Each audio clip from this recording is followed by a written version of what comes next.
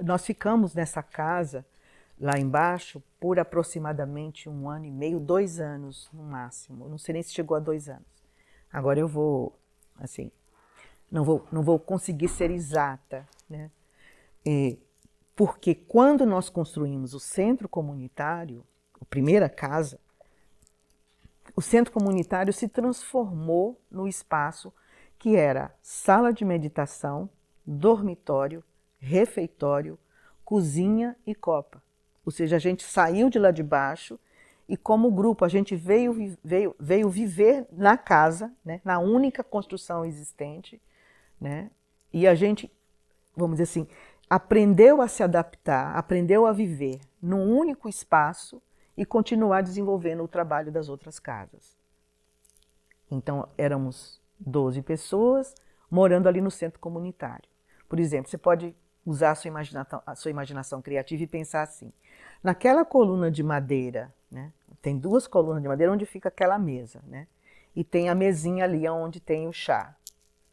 Então, naquela coluna de madeira passava, a gente ganhou, vamos dizer assim, umas cortinas que vieram providencialmente, ou seja, a gente precisava de cortina, de repente alguém mandou umas cortinas e elas funcionaram, elas eram as paredes. E quartos foram colocados ali, divididos por cortinas. Então a gente, como se fosse assim, sabe, me lembra assim às vezes um circo, né, de você levantar assim a cortina e entrar no quarto. Né? Então tinha um quarto ali, tinha um quarto seguinte, o mezanino, né, que já foi biblioteca, que já foi sala de tecelagem, já passou por várias utilidades como espaço. De um lado, né, era um quarto e do outro lado era o outro quarto. E naqueles vãos abertos que você olha hoje, você vê que não tem, né, o espaço é aberto, das madeiras do corrimão, ali ficavam as janelas da construção futura, né, aqueles caixilhos das janelas, eles serviam assim como parede para poder, vamos dizer assim, delimitar o espaço. De um lado tinha um quarto, um deles era do Trigueirinho, e do outro lado um outro quarto onde um grupinho de nós, né, 3 mulheres ou 2 mulheres ficavam. Né, e tinha o pessoal que dormia em barraca, continuou dormindo em barraca do lado de fora. A lojinha era sala de meditação, era refeitório, né, e era também o espaço onde o Trigueirinho dava as palestras. Quem vinha para cá nessa época assistia às palestras ali. Né? Ou seja, na época em que a gente não tinha ainda as casas de hospedagem prontas. Né? E foi começando a acontecer concomitantemente, né, a construção com a vinda de pessoas no limite do que era possível receber essas pessoas e ampliando a vinda delas, vamos dizer assim, à medida que a gente ia construindo os outros espaços. Então, no momento que a casa ficou pronta, a gente deixou a casa lá de baixo e veio viver ali no centro comunitário. E tudo foi muito intensa, a construção foi muito intensa. E os prédios ficaram prontos, assim, num tempo recorde. Né? E a ideia era de tijolo, para a gente poder, vamos dizer assim, ter uma simplicidade plena, e aí também vem o princípio da simplicidade, né? Também pensando assim numa parede que respirasse, numa parede que não tivesse, vamos dizer assim, tocada por muita coisa química, como tinta e o que fosse, né? A ideia era facilitar a construção, ou seja, você levanta a parede, quando você chega lá em cima a parede está pronta. Ela já foi frisada, ela já foi limpa, ela já foi varrida, entendeu? Você cobre, põe o forro e você entra na casa, né? Para preencher os espaços da maneira mais simples possível. Né? Então, todos os passos foram sendo dados assim, e esse tácito, o tácito de fazer isso, né, que não é, como eu disse antes, né, ou seja, não implica numa elaboração semântica, nem implica numa elaboração intelectual, é nesse espaço de silêncio, onde isso não entra, que a gente realmente encontra, né, as revelações que a gente está buscando. É onde a gente vai ao encontro do que a gente está se perguntando. Porque a resposta já está dentro da gente. Sempre esteve e sempre estará. E isso, no fundo, é a Universidade da Luz. Ou seja, é a metodologia da Universidade da Luz. Desculpa, a Marilda e a Marisa, porque eu preciso responder isso para você também.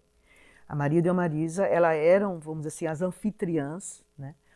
ou, vamos dizer assim, as mecenas, ou seja, as grandes apoiadoras do trabalho do Trigueirinho em São Paulo. Duas pessoas lindas, amorosas, disponíveis, dadivosas, assim. Se você pensar numa humanidade dadivosa, amorosa, sabe? Aí você pensa na Marisa e na Marilda. Então elas foram, assim, apoiativas, absolutamente apoiativas, com recursos, vamos dizer assim, em fazer chegar a nós as ofertas que vinham de roupa, de mobiliário. Ali tem 2 sofás, ali na sala, 1 ou 2, não tenho certeza se são os 2, um com certeza, que estão há 41 anos aqui, que foram doados, a gente vai renovando, vai mudando a roupa dos sofás e eles estão ali. Mesas, cadeiras, mobiliário, né? E tem uma história pitoresca que eu vou contar na sua pergunta aí sobre a Maria e a Marisa, que eu nasci, eu sou de Salvador, né? E quando eu vim para cá, eu vim com a minha, o pessoal diz assim, eu vim com a minha malinha, porque eu tinha desmontado a minha vida por completo, né? E eu vim com uma malinha, eu trouxe um chale baiano, né? E era março. Aí o pessoal daqui olhava e dizia assim, mas você vai passar o inverno com esse chale baiano, né? E eu, de repente, quando o inverno foi chegando, a gente foi recebendo, vamos dizer assim, roupas maravilhosas, de excelente qualidade, vinha malas, né? E de repente eu estava absolutamente vestida, aquecida, com um poncho especial, vamos dizer assim, peruano, que era maravilhoso no inverno, era só botar aquele poncho e tudo estava resolvido. E era como se tudo fosse se resolvendo a si mesmo, né? Por conta ou seja, do que estava acontecendo aqui, né? Das coisas que estavam sendo vividas aqui naquele momento, né? E a Maria e a Marisa, elas eram assim, instrumentais, né? Em fazer chegar toda essa dádiva que vinha de quem ficava sabendo do trabalho, de quem estava conectado com o trabalho, de quem frequentava, né, as palestras do Trigueirinho. Então, tudo isso foi acontecendo assim numa rede de apoio extraordinária. E a Marilda e a Marisa, vamos dizer assim, serão eternamente, vamos dizer assim, pilastras desse trabalho. Agora eu entendo porque que nas reuniões do conselho diretor e tal, quando a luz entra em umas crises profundas e que teve pandemia e tudo, a Sônia está muito mal acostumada, que as roupas sempre chegam. Então, ela sempre, quando está presente na reunião, ela fala, não se preocupe, que as coisas acontecerão. Esse é o tom da Sônia, né? Que deixa a gente todos tranquilizados, porque a gente passa por crise, né? O IPAS passa por crise, a passa por crise. Mas a Sônia está sempre acostumada, viciada com essa coisa de que no inverno chegarão as roupas. Então, eu queria, então, você falou só da primeira fase ainda, eu fiz a pergunta da primeira, segunda e terceira, você não falou, ainda bem, não responda nunca as minhas perguntas. A ideia é desviar mesmo, porque são os desvios que a gente vai montando, né? A nossa própria trilha, né? Que não é o trilho, que o Roberto gosta muito de falar de trilhas e trilhos. Então, eu vou passar um pouquinho para o Roberto. Alguém queria falar? Desculpa. Não, é que eu fiquei curiosa no seguinte. Como você falou que as coisas iam acontecendo, eu queria saber se a dimensão que hoje você já tinha essa ideia no início, e como foi acontecendo as casas foram acontecendo também fluindo da mesma maneira, ou foi totalmente planejado? Você falou que o Trigueirinho era um grande planejador, administrador, né? Então faria com que as coisas, ele já estava com isso na cabeça, isso aí foi totalmente desenhado, não? Sim, ele era um grande organizador, mas ao mesmo tempo ele era uma pessoa, ele era um ser visionário, né? E um indivíduo com um sentido de liberdade interior muito grande, né? Eu acho assim, das coisas que eu aprendi, porque eu o vejo como um mentor da minha vida, das coisas que eu aprendi, né, vindo dele, era muito essa, vamos dizer assim, essa competência e capacidade de prestar atenção ao que está realmente acontecendo, né? E num estado assim de liberdade mesmo, né? E ou seja, todos os planos se modificavam, né? Todos os planos podiam mudar de direção na medida em que a gente ia vendo qual era a resposta que estava chegando, né? Quais eram as coisas que estavam vamos dizer assim, se apresentando na relação com a própria vida, né? Tanto que o arquiteto, que inicialmente fazia parte do grupo, mas que depois ele não participou do grupo inicial, somente o irmão dele fez isso, né? O plano da casa que ele fez, o Trigueirinho foi o visionário que, vamos dizer assim, no seu processo de liderar, viu que aquele plano não ia caber ali. E foi o que surgiu o centro comunitário assim, com esse desenho. Surgiu o mezanino, né? Enfim, foi surgindo o desenho da casa, né, que não era o desenho original. E ele era a pessoa a dar o exemplo disso, né? Ele era uma pessoa que estava o tempo todo fazendo esse exercício.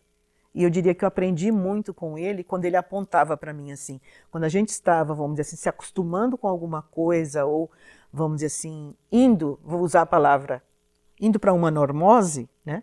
Ele vinha e provocava alguma coisa para que a gente prestasse atenção a esse fato de você estar se acomodando, né? E de você despertar, prestar atenção para a pulsação, para o ritmo, para a vida. Exatamente, o tempo todo.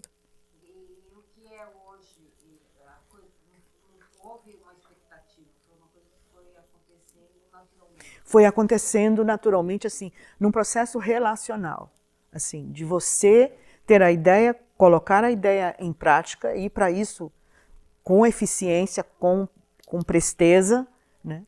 E ver o que vem, né? O que vem como resposta. Que resposta você vai obtendo, né? Então, assim, era um planejar relacional, entendeu? Com a vida. Eu costumo dizer para mim mesmo, você se relaciona com o fluxo da vida abundante. Para mim é a frase que, assim, se a gente precisa de uma semântica, essa é a semântica que eu gosto de usar na minha vida. Então, se você percebe, se você, nesse segundo, né, nesse momento presente, que é o único que é possível existir, né, se você não tem clareza sobre alguma coisa, não se desespere, permaneça presente, né, porque, claro que você vai ter naturalmente o fluxo dessa resposta, você vai, né, chegar nessa resposta sempre num instante em que você estará presente para perceber que é isso que está sendo presente neste exato momento, o único momento onde é possível, né, ser. Você tem a segurança de não ficar pensando no que vai acontecer, sim nas coisas que estão acontecendo. É uma dinâmica assim tão interessante, sabe, de você estar sempre em movimento, né, como se você estivesse indo ao encontro daquilo que está vindo ao seu encontro, né? É como se fosse esse movimento, né? Natural. Bom, eu percebo que nessa história da Sônia e do Roberto tem a possibilidade de dizer da Sônia está corroborada pelo espaço que nós estamos dentro dele. Quer dizer, tudo que a Sônia está dizendo, nós estamos iniciando isso, vocês estão aqui. Tem uma assimetria nesse sentido, porque tudo que o Roberto vai falar agora, vocês não estão dentro do campo da Unifap, né? Então a gente precisa falar um pouco sobre isso, Roberto. Vocês, quer dizer, aqui eu vejo que tem um microaprendizado, um aprendizado pequenininho na prática de cada um, né? Que vislumbrava, consciente ou inconscientemente, aquilo que a própria Unipaz, como ideia básica do pensamento holístico, né, tal, já continha, quer dizer, essa necessidade de não responder mais à normose da ciência, né, já continha essa ideia que foi germinando assim, nas mãos de cada um, num contexto já amplo da totalidade. E vocês, falando disso e falando do espaço que tem, porque a Unipaz recebeu um espaço já com edificações. E vocês, eu sei que tiveram problemas, porque as edificações tinham uma energia anterior, né? Então eu queria, depois a Sônia fala da segunda fase e da terceira fase, vou passar para você essas questões, pepinos que vocês tiveram que enfrentar, das energias, do que já estava lá, de como transmutar, dentro de uma grande visão, que é eu vejo que é a mesma visão que a Sônia está relatando quando cuidava dos tijolos, né? De uma maneira ampla de consciência de perceber que é preciso cuidar dos tijolos de maneira geral. Então, passo a bola para você. Então, Interessante, né? Essa dinâmica. Na realidade, quando nós chegamos na Granja do IP, e aí era a residência do Israel Pinheiro, também foi a residência do Darcy Ribeiro. Mas é preciso dizer que, na época da ditadura, lá foi a praça onde o Gobeli arquitetou a ditadura. A Granja do IP foi uma casa, uma escola superior de guerra. Durante muitos anos, durante praticamente a ditadura que nós vivenciamos. Agora é preciso dizer também que o Gobeli arquitetou a abertura. Ele era uma pessoa culta. Aliás, a primeira vez que o Pierre Weil dormiu na Granja do IP, porque tinha os residentes e tinha os que moravam em Brasília e trabalhavam, mas não como residentes, que seriam os voluntários. Então, o pai sempre teve essa dinâmica. Então, a primeira vez que o Pierre Weil dormiu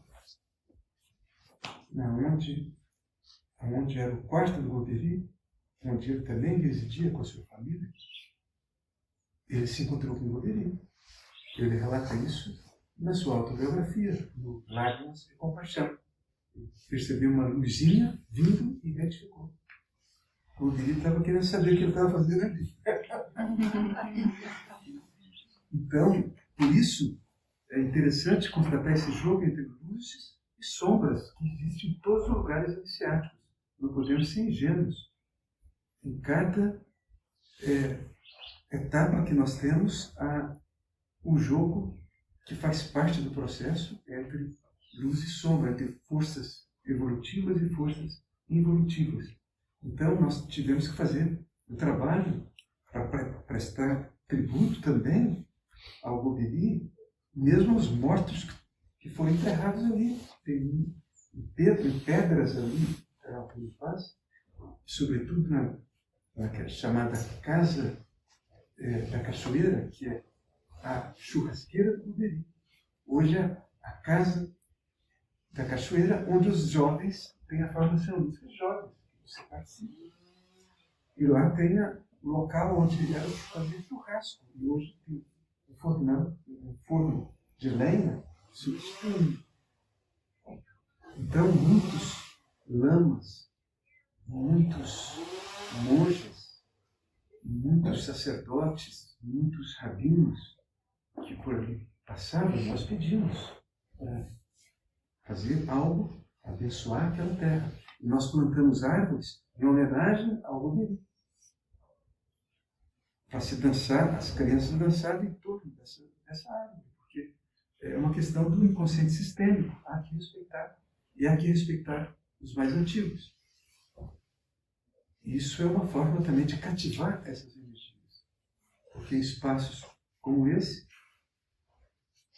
nesse momento em que aqui nos encontramos, em planos sutis, estão outros participantes. Ou vocês acham que só estamos nós aqui? Cada um de vocês observa seus antepassados, seus avós, sobretudo as pessoas que não foram acolhidas, estão aqui. E há também seres que estão interessados no que nós estamos focando. E há pessoas e há seres que estão interessados em distrair, em trazer uma agitação, faz parte do processo. Por isso que eu iniciei dizendo que é o plano literal e é o plano sutil. E espaços como esse são espaços de abertura para o invisível, para o plano sutil. Apenas 4 a 5% é visível. E aí, essa é a questão da normose, do literalismo e do visível, que é o materialismo científico. Só se dá atenção para aquilo que você pode manejar as variáveis. E, no entanto, o invisível. O invisível que engendra o visível. O visível é uma metáfora do invisível. Se nós não percebermos isso, nós somos modelados por uma sociedade do espetáculo, só damos importância ao que acontece, ao que está acontecendo. Ora, é preciso saber, isso nos ensina o silêncio e a meditação, que todo evento acontece numa emergência rápida, por um processo lento, silencioso, discreto, invisível. Ou seja, essa pandemia, que nós chamamos Covid-19, como se tivesse acontecido em 2019, não, isso é simplesmente uma falácia. Foram necessárias décadas de processo para chegar na Covid-19. E aí nós ficamos fixados, somos educados, modelados, invisível, e tombamos ao lado do processo que engendra o visível. Essa é a concepção oriental, sobre a qual você estava falando ontem, na minha escuta, onde no taoísmo se dá muita importância ao contexto, à natureza, mas não só à natureza visível, ao campo de força. E o sábio é aquele que não faz, é aquele que é um instrumento de outras energias. E isso eu constatei já no primeiro congresso holístico, eu constatei que existia uma egrégora que estava realmente na origem do que estava acontecendo. Nós éramos apenas instrumentos.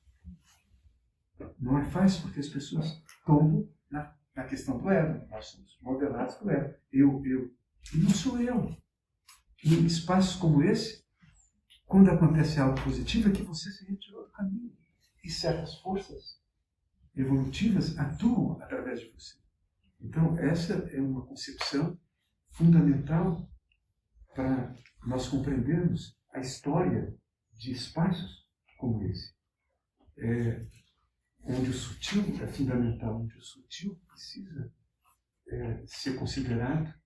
E, por isso, na Unipaz, desde o início, desde o Congresso, nós desenvolvemos 2 métodos. Porque não basta saber. Todo o racionalismo científico é fruto dos saberes analíticos, acumulativos. Você então estuda, aprende, acumula conhecimentos. E o ser? E o ser? Então, o Pierre Vai inventou.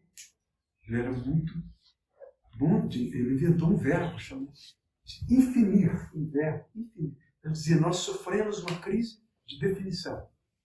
Queremos colocar o infinito em gaiolinhas conceituais, descritivas. É preciso infinir. Ele escreveu um tratado de infinição, que é o rumo ao infinito. Agora, para infinir, o infinir é o outro lado complementar do saber. O saber é analítico, é acumulativo. Então nós precisamos, e ele chamava então de holologia, seria o logos do paradigma holístico.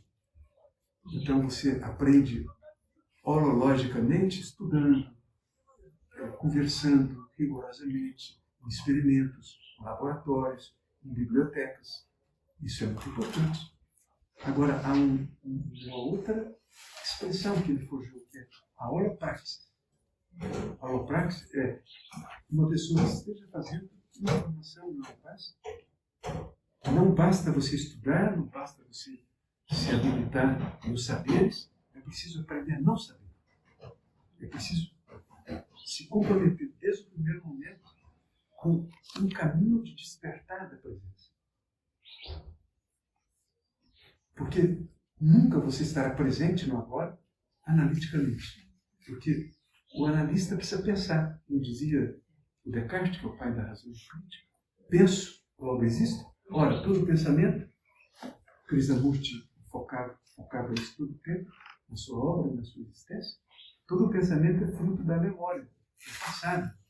Se você estiver pensando agora, você não estará me escutando. Você não estará me escutando a sono. Você estará projetando o que você pensa no que supostamente você escuta. Isso é o que Platão já dizia no mito da caverna.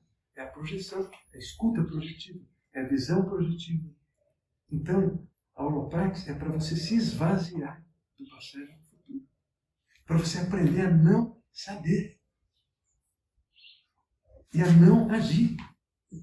O Wu-Wei, o conceito taoísta, Wu-Wei, fazer pelo não fazer. Você não faz nada. E aí você é instrumento de algo que fará através de você. Não é fácil no Ocidente. Eu vejo isso ao longo de 36 anos, não me passa. Não é fácil cada um estar no momento do seu processo. E é preciso o não saber orientar o saber.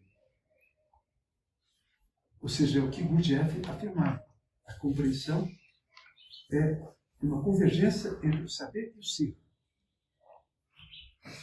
E o ser implica no silêncio, no esvaziamento do passado e do futuro, e na capacidade de se ancorar no agora. E o que é agora? Agora é o Espírito Santo, falando no linguagem do cristianismo. É o Espírito Santo no movimento. Isso que é o agora. Então, a grande normose é que as pessoas não estão aqui nem agora. Estão em função de ou um passado, álbuns de fotografia, ou um futuro, que é uma ficção, resultados, quando espaços como esse nos solicitam agir sem visar resultados. Esse é o coração do Bhagavad Gita. Faça o que você precisa fazer, porque é a sua vocação, mas não vise resultados, porque isso é uma questão prática. Então, aí nós estamos diante de eu diria, de um novo paradigma. É o que diferencia, por exemplo, você fazer uma formação na Uniluz, na Unipaz, e fazer numa universidade qualquer, convencional. A universidade qualquer, convencional, só dá atenção para os saberes. Então, uma pessoa pode chegar a ser um pós-doutor, sabe, é uma biblioteca ambulante, um erudito, e não é. E nunca sabe onde deixou seu guarda-chuva, nem sua mulher, nem seu marido. E não se dá conta do que está acontecendo aqui e agora, dentro de si, num instante. Então, aliás, voltando a essa questão que a Sônia falava, que é tão imensa, que é o serviço, que está no coração, no âmago da luz, me faz pensar no arquétipo da Nossa Senhora, que é parecida. E me faz pensar naquela profecia do Joaquim de Fiore, do século XII, onde ele dizia: o tempo do pai já passou, o tempo do filho já passou, agora é tempo do Espírito Santo. Isso no século XII. E o Espírito Santo, o que é? É a mãe, é a grande mãe. Aqui, pelo patriarcalismo, você não vai falar, é o pai, é o filho e é a mãe. Tem que, aliás, a palavra espírito, em hebraico é ruar, que é o sopro da vida, que é uma expressão feminina, foi traduzido para o grego como pneuma, que é uma palavra neutra, e pela vara do patriarcalismo, foi traduzido como espírito. O que sobra é pomba, né? A pomba, que é esse princípio do feminino. E nessa época, as igrejas que eram construídas na França eram chamadas de Notre Dame, a Nossa Senhora. E o Francisco de Assis é considerado o primeiro representante da idade do Espírito Santo, que foi engendrado lá pelo século XII, mas que, na minha percepção, está nascendo agora. E se a função do pai é da lei, não quer dizer que a lei se tornou obsoleta, mas ela não é mais. O que aconteceu foi a mudança do amor à lei para a lei do amor que o Filho nos trouxe, pela filiação. Aí vem toda a história da igreja, não é mais um povo escolhido, agora é toda a humanidade. E o que é a idade do Espírito Santo, a idade da grande mãe? O que a mãe faz? Ela doa seus seios. A mãe serve. É tão simples que dói. é a idade do serviço. É por isso que surge o terceiro setor. É por isso que surge o Mão de Luz, mostrando a força de serviço. Você está doente? Você tem um problema econômico? Ajude uma pessoa que está mais doente que você. Ajude alguém que está mais necessitado economicamente do que você. E você vai, então, compreender aquilo que Francisco dizia, dando e se recebe. Então, eu penso que tanto Alma e Paz, por um lado, e você disse bem, foi a partir de um congresso, foi a partir de um novo aprender, que é a transdisciplinaridade. Não é fácil, isso na minha cara, porque você está precisando resolver algo que seja bem pragmático, sobre uma construção, sobre uma formação, etc. Aí tem que escutar a lente científica, artística, filosófica e espiritualista. E quando você nega uma, ela vai para o inconsciente e vai te sabotar. E por isso que o transdisciplinar é exigente, é muito exigente. Mas necessita disso que o Trigueirinho, que foi para mim, na minha percepção, um profeta. Ele foi um profeta. Assim como Pierre Weil. São profetas. Na ciência, na filosofia, na arte e na espiritualidade, você vai encontrar os profetas. Os profetas não são só, digamos, das religiões. Aliás, eu gosto muito da palavra plenitude e prefiro a palavra santidade, porque a palavra santidade está muito ligada ao religioso. E a plenitude você vai encontrar na ciência, grandes cientistas plenos, em outras palavras, santos.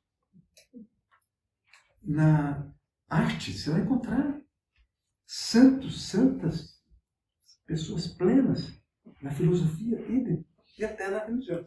De vez em quando tem o Papa Francisco, que é converter o Vaticano ao cristianismo. E coloca isso de vida. E é por isso que, nessa nossa conversa, Pedro Fogo, nós estamos falando de além da normose. E a normose, nós precisamos dedicar algum tempo para falar sobre normose, compreender o que é normose. A normose é a doença mais terrível que existe. Se a humanidade naufragar, existe um risco considerável. Não terá sido pelos psicóticos, que a gente é muito boa. Alguns vão dizer que são santos fracassados. Em alguns locais da África, as pessoas chamadas de loucas são consideradas santos, porque são o para-raio que atrai as contradições. Pessoas sensíveis. Neurótico é gente boa também. Tem uma crise de consciência, uma dificuldade de dormir com problemas. É o normótico que não se importa. É gente que está aí, à frente de empreendimentos, de governos, de tribunais, de igrejas. Pessoas que não chegaram ao estatuto humano. Não é fácil se tornar humano. O humano se logra, porque o que caracteriza o ser humano é o inacabamento. Nós nascemos incompletos. Por isso Confúcio dizia, o ser humano é o único que necessita de educação. Uma tartaruga nasce tartaruga e vai para o mar. O ser humano não. O ser humano dá muito trabalho, é preciso investir, não só no cérebro. E a normose do racionalismo científico tudo é o cérebro. Então, e agora, depois de 3 décadas triunfantes da neurociência, nós achamos que o cérebro vai explicar tudo. Não, é muito interessante, é extraordinário. Nós devemos muito às, digamos, vacinas. Imagina as vacinas. Esse prêmio Nobel foi muito bem aplicado. Em um espaço incrivelmente curto, nós tivemos opções para tomar vacina. Mas não basta. Não é necessário. É necessário, mas não é suficiente. Então é preciso ter essa abertura para o processo, porque quando vem uma pandemia, a pandemia não é ruim. Ela vem para nos despertar. Nós tivemos que sobreviver à pandemia. Não foi fácil. espaços como a Unipaz. Imagina a Granja do IP, um espaço ecológico privilegiado, mas muito oneroso. Nós ficamos 2 anos com as portas fechadas, como a Uniluz, e não temos carta debaixo da manga. Como sobrevivemos? Eu não sei lhe responder. Mas se eu te respondesse, não somos nós. É porque tem uma egrégora que nos anima, que nos impulsiona, que nos inspira a dar o passo seguinte. Porque nós vivenciamos uma normose terrível, que é a grande doença. São pessoas que são consideradas normais e são muito doentes, extremamente doentes. São pessoas que só pensam em si, no ego, no egocentrismo. E é isso, se você vem do Brasil. O que você acha de um deputado, de um senador querer cuidar do povo? Vão receber bullying. Tem que ser velhaco. Para ter poder tem que ser velhaco. Agora, eu observo muito alguns que não são velhacos e continuam lá. Em todas as áreas do saber e do fazer, tem uma minoria nova que não se deixa corromper. Eu penso que nós precisamos olhar muito para essa minoria nova. Em todas as áreas, da ciência, da filosofia, da arte e da espiritualidade. Para nos fortalecer, para saber que é possível ficar de pé e transgredir a normose, que não é fácil. Veja o que está acontecendo nesse momento. No Oriente Médio, gente, não bastasse a Rússia e a Ucrânia, 2 guerras com possibilidade de uma terceira guerra mundial. Então, o que nós temos aprendido nos últimos séculos? Se nós começamos o terceiro milênio, o século XXI, com 11 de setembro, que é o pior da Idade Média, o fundamentalismo, em combate com o pior da Idade Moderna, a mercadologia, o mercantilismo, o mercado cego. O que nós aprendemos? Essa é a questão. Se nós não compreendemos a normose, não vamos jamais compreender a importância de uma luz, de uma paz. Isso talvez, eu creio que é uma reflexão para compreendermos mais esse conceito, que é um conceito complexo. É um conceito que você compreende imediatamente. Porém, é preciso uma fundamentação para que ele seja articulado, para que ele seja defensável no ambiente acadêmico. É preciso compreender a normose. Porque Uniluz e Unipaz são transnormóticos. E eu creio que essa é a nossa vantagem. Nós encontramos só com gente desequilibrada, como vocês. Gente esquisita, como vocês. Gente que não se deixa contentar com o sistema vigente. Senão vocês não estariam aqui. Nem na Unipaz. Porque em tempos da normose, uma pessoa saudável é uma pessoa desajustada. Trigueirinho era totalmente desajustado, Pierre Vale. Todos nós somos desajustados, gente. Mas não se trata de um desajustamento raivoso, bélico, não. É utilizar o Tai Chi Chuan. Como dizia o Biratan D'Ambrosio, nós estávamos numa palestra sobre educação integral, o Biratan, doutor em etnomatemática, mas um coração imenso. E ele deu a palestra dele e alguém perguntou isso, o Biratan, e o sistema, o Biratan? E o sistema? O Biratan olhou e disse, o sistema pisca. E quando o sistema pisca, é o momento de jogar uma semente. É assim. O tempo das revoluções terminaram, agora é o tempo da conspiração. É respirar, conspiração no sentido da Mary Ferguson, a conspiração aquariana. é essa idade de Aquário. Jung falava muito da idade de Aquário. A idade do feminino sagrado. A idade do serviço, que inclui a lei do amor, que inclui também a lei. Porém, o que prevalece nesse momento é o serviço. O vício é o serviço.